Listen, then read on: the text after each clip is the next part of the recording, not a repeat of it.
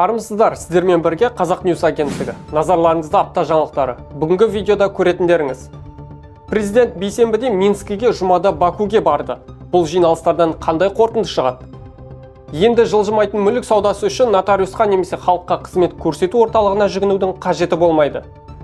Білім министрлігі мегагрант ұғымын енгізуде. Бұл кімге тиімді? Қайтыс болған 400-ге жуық адамның мойнында әлі күнге қарыз тұр. Бұған кім кінәлі? Футболдан Қазақстан құрамасының Еуроға соңғы мүмкіндігі қалды. Келесі матчтар қашан өтеді?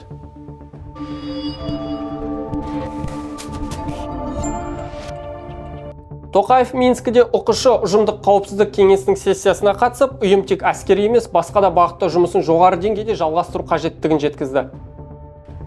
Президенттің айтуынша 2024 жылдың 1 қаңтарынан бастап Қазақстан ұйымға төрағалық етеді. Мемлекет басшысы жұма күні Біріккен ұлттар ұйымының орталық Азия елдері экономикаларына арналған арнайы бағдарламасының саммитіне қатысу үшін Бакуге жұмыс сапарымен келді.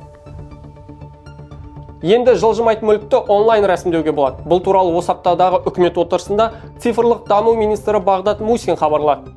Отырыс барысында жылжымайтын мүлік бойынша онлайн платформасы таныстырылды. Мәселен, жылжымайтын мүлікті, мысалы үйді, пәтерді және кеңсені сатып алу немесе сату кезінде бұрынғыдай нотариусқа жүгінудің қажеті жоқ.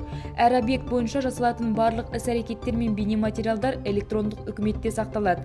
Осылайша бірнеше күнге созылатын процесс 1 сағат уақытқа қысқарады. Жылжымайтын мүлік отбасының тірегі. Сондықтан осы салаға аса көңіл бөлдік. Біріншіден, жылжымайтын мүлікті, мысалы үйді, пәтерді, офисті сатып алғанда немесе сатқанда бұрынғыдай нотариуске соңға барудың қажеті жоқ болады. Мұндай онлайн сервис блокчейн және биометриялық растау технологиялар арқылы көрсетілетін болады. Әрбір мүлік бойынша жасалатын іс-әрекеттер, бейне жазбалар электрондық үкіметтерлердің серверлерінде сақталатын болады. Сөйтіп, бірнеше күн алатын процесс 1 сағаттың ішінде бітетін болады. Ғылым және жоғары білім министрлігі биылдан бастап тұңғыш рет мегагрант деген ұғымды енгізіп жатыр. Білім министрі Саясат Нұрбектің айтуынша аграрлық бағытқа бөлінген қаржы енді бөлек есептеледі. Осы жылдан бастап аграрлық ғылыми зерттеу институттарына және аграрлық ғылыммен айналысқан жекеменшік компанияларға сонымен қатар университеттерге бөлек қаржыландыру бағыты ашылмақ. Мысалы, Сәкен Сейфуллин атындағы агротехникалық университеті биыл мегагрант ұтып алған. Министрдің айтуынша мегагранттар университеттерін жаңа деңгейге шығуына мүмкіндік береді.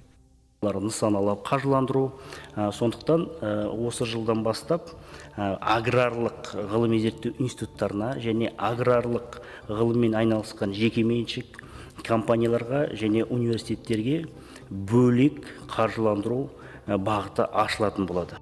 Қостанай облыстық прокуратурасы жергілікті сот орындаушылардың қайтыс болған азаматтар ісін уақытылы тоқтатпағанын анықтады. Ісі тоқтатылмаған бақилықтар саны 400-ге жуық.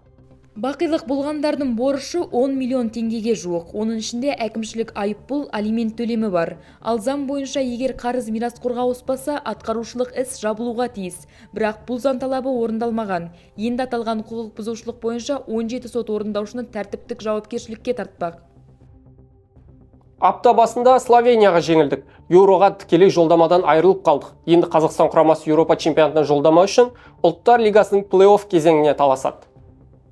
Айта кету керек, Қазақстан құрамасы Ұлттар лигасының топтық кезеңін 1-ші орынмен аяқтады. Сондықтан келесі жылы өз тобының үздіктері Грузия, Грекия, Люксембург және Қазақстан құрамалары плей-офф ойындарында жолығады. Қазақстан мен Грекия жұбы Грузия мен Люксембург жұбының жеңімпазы финалда кездеседі. Финалда жеңіске жеткен құрама Еуро 2024 турниріне жолдама алады. Ұлттық құрама плей-офф ойынында гректермен 21 наурызда сырт алаңда матч өткізеді. Назарларыңызға рахмет. Осымен апта жаңалықтары тәмам. Біздің әлеуметтік желілерге тіркелуді ұмытпаңыздар. Сау болыңыздар.